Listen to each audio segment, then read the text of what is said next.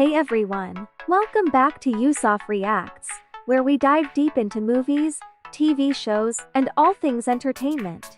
Today, we're talking about a groundbreaking film in the superhero genre, Wonder Woman from 2017. Directed by Patty Jenkins and starring the incredible Gal Gadot, this movie has left a lasting impact on audiences worldwide. So, let's jump right into it. Before we get into the nitty-gritty, let's do a quick recap of the plot for those who might need a refresher. Set during World War I, Wonder Woman follows Diana, an Amazonian princess from the hidden island of Themyscira. When a pilot named Steve Trevor, played by Chris Pine, crashes on their shores, Diana learns of the massive conflict raging in the outside world. Believing Ars, the god of war, is behind the carnage, Diana decides to leave her home and fight for peace, discovering her true powers and destiny along the way. Now, let's talk about the themes and messages in Wonder Woman. This movie is much more than just a superhero flick. It tackles issues of war, peace, love, and female empowerment. One of the standout themes is the nature of war. The film doesn't shy away from showing the horrors and the human cost of conflict, making Diana's quest for peace all the more compelling. Her belief in the goodness of humanity is tested, but ultimately, she chooses to believe in love and hope. Now, let's talk about the characters, starting with our heroine, Diana. Gal Gadot's portrayal of Wonder Woman is nothing short of iconic. She brings strength, grace, and a touch of innocence to the role, making Diana a relatable and inspiring character. Her chemistry with Chris Pine's Steve Trevor adds emotional depth to the story, and their relationship is one of the film's highlights. We also have to give a shout-out to the supporting cast, including Wright as the fierce General Antiope, and Connie Nielsen as Queen Hippolyta. Each character adds to the rich tapestry of the story. The visual effects and action sequences in Wonder Woman are also worth mentioning. From the stunning landscapes of Themyscira to the intense battle scenes, the movie is visually spectacular. And let's not forget the iconic No Man's Land scene. It's a powerful moment that encapsulates Diana's bravery and determination. This scene is a perfect example of how the film combines action with character development. Diana's decision to step onto the battlefield, against all odds, is a defining moment for her character and for the film itself. A pilot crashes and tells of conflict in the outside world. Diana, an Amazonian warrior in training, leaves home to fight a war, discovering her full powers and true destiny. Diana, princess of the Amazons, trained to be an unconquerable warrior, raised on a sheltered island paradise, when a pilot crashes on their shores and tells of a massive conflict raging in the outside world. Diana leaves her home, convinced she can stop the threat. Fighting alongside man in a war to end all wars, Diana will discover her full powers and her true destiny. Diana Prince Gal Gadot is entering the Louvre, in Paris, France. A van from Wayne Enterprises delivers a briefcase from Bruce Wayne, which contains an old photograph of Diana alongside four men during World War I. A note from Bruce says he would like to hear the story behind the picture. Decades in the past, when she was a child, Diana, played by Lily Espel, grew up on the island of Themyscira. The mighty Amazons, an all-female warrior clan, lived there secretly and secluded. She watches the warriors training on the field under General Antiope Wright. Diana wants to be a fighter like the rest of the Amazons, but her mother, Queen Hippolyta Connie Nielsen, forbids her daughter from training. Hippolyta tells Diana that Zeus made humans with a good nature. However, Ars, the god of war, corrupted them. Humans were filled with suspicion and jealousy. They were constantly at war. The other gods tried to stop Ars, but he killed them one by one. Zeus also struggled until, with his last strength, he hit Ars so hard that he was forced to retreat. Later, Zeus forged a weapon that could destroy Ars. With Zeus's dying breath, he created a secluded home for the Amazons named Themyscira, with an enchanted barrier to hide them from the rest of the world. Diana wants to see the great weapon, so later, Hippolyta shows Diana the powerful sword known as the God Killer. She explains that it can kill the god Ars, but Hippolyta hopes that there will never be a need to wield it. Antiope convinces Hippolyta to let her train Diana, wanting her to be ready to face Ars, because they all know he's still out there. Hippolyta reluctantly agrees. Through the years, Antiope subjects Diana to harsh and intense training in the field. As she reaches adulthood, Diana continues training to be as fierce as the other Amazons. During one session, Antiope pushes Diana hard with her swordplay, leading Diana to defend herself by deflecting the sword with her gauntlets. This causes Antiope to fly back and hurt herself. Diana shows great remorse for hurting Antiope. She leaves in shame, but Antiope is far from upset. Diana runs over to a cliff. In the distance, a plane passes through the barrier into Themyscira before crashing into the ocean. Diana dives into the water and swims toward the plane. A pilot named Steve Trevor Crispine is sinking as he cannot break himself free from his seat. Diana pulls him out of the plane and takes him to shore. As she becomes surprised to see a man for the first time, German soldiers following Steve make it past the barrier as well. The Amazons arrive as they find Diana with Steve, but also see the Germans. The Amazons ready their arrows, and the Germans aim their rifles. The arrows are launched and shots are fired. The Germans make it to the shore and battle the Amazons.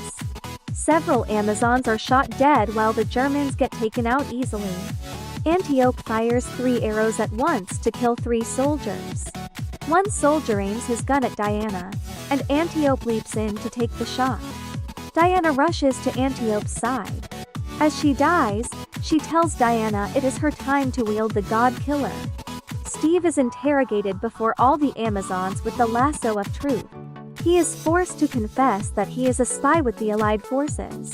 Steve explains to the Amazons about World War I and how he has learned of a sinister plan by Germany's General Erich Ludendorff, Danny Huston, and his chief chemist Dr. Isabel Maru, aka Dr. Poison Elena Anaya. They are concocting a new bio-weapon, which Steve claims is unlike anything he's seen before and tells the Amazons they are in more danger than they realize. Steve acted as a spy in the German army before stealing Maru's notebook and flying away with it as he destroyed the Germans' other planes until they followed him to the island. Diana realizes this must be the work of Ars. Steve is allowed to bathe in the Amazon's fountain to replenish himself. Diana walks in and accidentally sees him nude. She asks what that is, and Steve says it is his father's watch, which he says he follows to let him know what to do in the day. Diana is confused by the device and its uses. Still fearing that Ars is behind the ongoing war, Diana grabs her shield and lasso, and then takes the God Killer sword from its holding, along with her battlesuit. She goes to tell Steve she will help him get home if he takes her to Ars. The two head for the shore but are approached by Hippolyta and other Amazons. Diana is insistent that she goes out there to stop Ars and end the war. Hippolyta tearfully embraces her daughter one last time and tells her she has always been her greatest love, but today she is her greatest sorrow. She gives Diana Antiope's tiara as a parting gift, but warns her that if she leaves she may not be able to return to Themyscira. As Diana and Steve depart, Hippolyta confides to an Amazon that Diana can't know what she really is, or else Ars will find her faster. Diana and Steve arrive in London. The two meet with Steve's secretary, Etta Candy Lucy Davis, before they can deliver Maru's notebook to Steve's superiors. They find Diana an appropriate outfit to wear so she can blend in for the time. Diana and Steve are then cornered by some men in an alley. They draw their guns, but Diana beats them all down, even letting Steve punch the last guy out. Ludendorff meets with Maru in her lab. She has developed a new type of gas for the general so that he may maintain his super strength. Maru then comes across a formula on her table, which she thinks is the breakthrough they've been looking for. Diana and Steve head on over to a meeting held by Sir Patrick Morgan David Thewlis, who is planning to negotiate an armistice with Germany. The men in the room are immediately distracted by Diana's presence. Steve is forced to take her outside. Later, he presents Sir Patrick with the notebook. Since the writing is in Sumerian, Steve has Diana, who speaks hundreds of languages, translate it for the other men. They learn that Ludendorff and Maru are planning to create a new kind of hydrogen-based mustard gas that would be far more lethal to the soldiers. After hearing that the British general is planning to send his troops to the Western Front and go in to most likely get killed, Diana becomes enraged and tells the general that a good leader would fight alongside his men. Steve pulls Diana out again as she tells him that she believes Ludendorff is ours in disguise. Steve confides to Diana that he will personally take her to the front. Steve brings Diana to meet his teammates. They first stop at a pub and find Samir Sad Taghmaoui, a spy who is instantly attracted to Diana. Next is Charlie Ewen Bremner, whom Steve says is a skilled marksman. But they find him getting beaten up by another man for accidentally taking his glass. The man attempts to shoot Charlie, but Diana intervenes and knocks the man down. The four then head out to meet the chief Eugene Brave Rock, a smuggler. Ludendorff meets with some of his comrades to discuss what he has planned. After they express some doubts and lack of confidence in his work, Ludendorff and Maru demonstrate their work by throwing the gas bomb in the room, killing all the men. The team makes it to the front.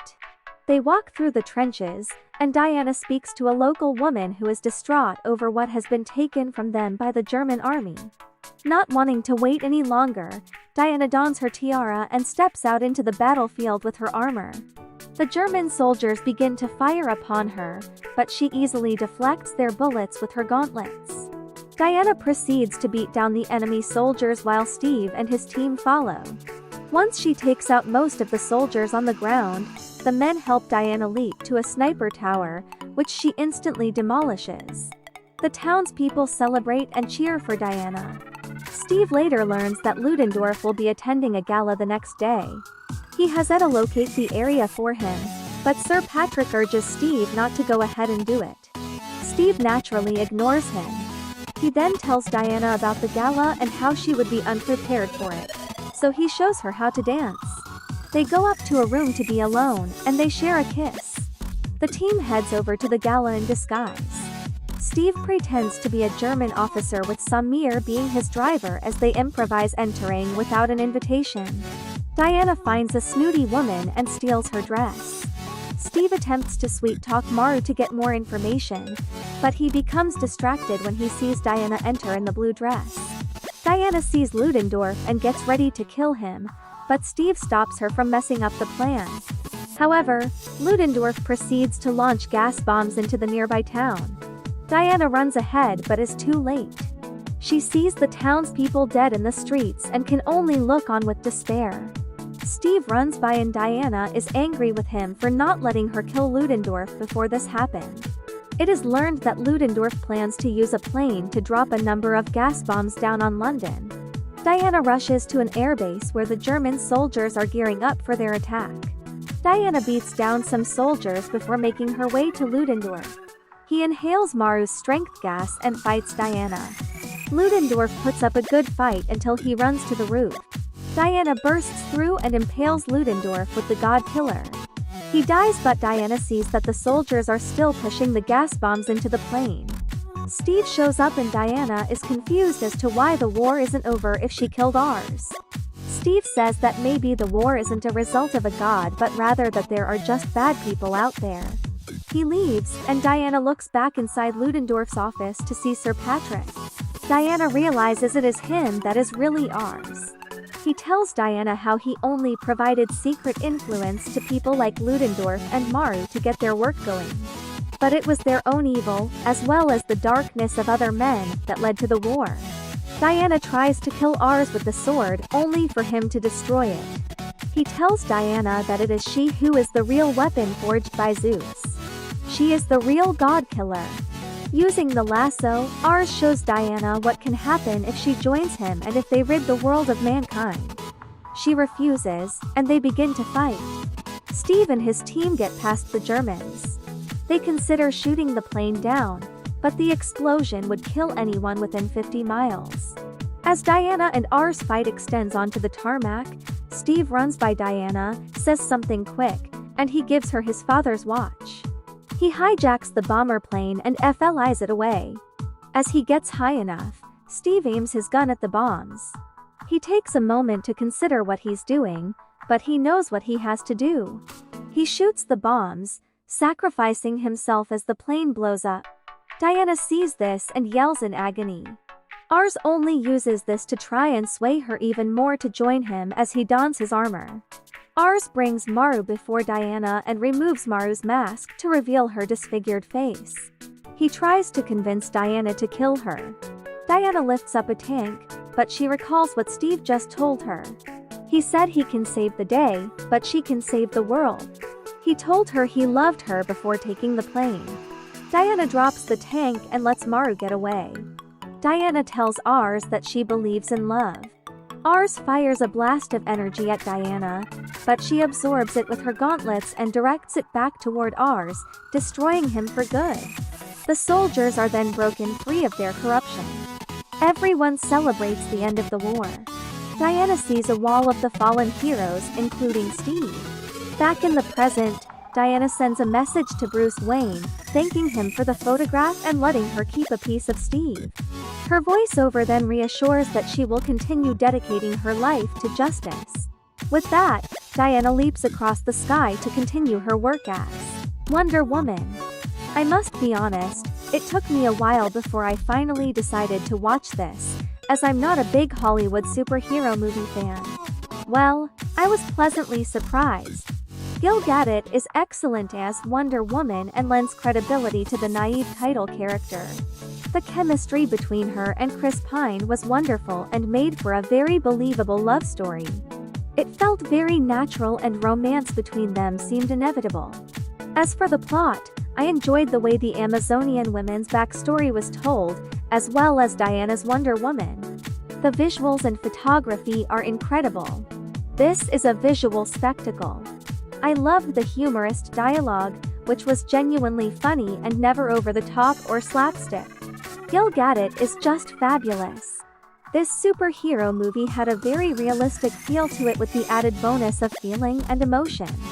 There are so many truths in this film humanity should take note of. The film has a very unexpected ending compared to most superhero movies, and that's what I honestly loved about the film.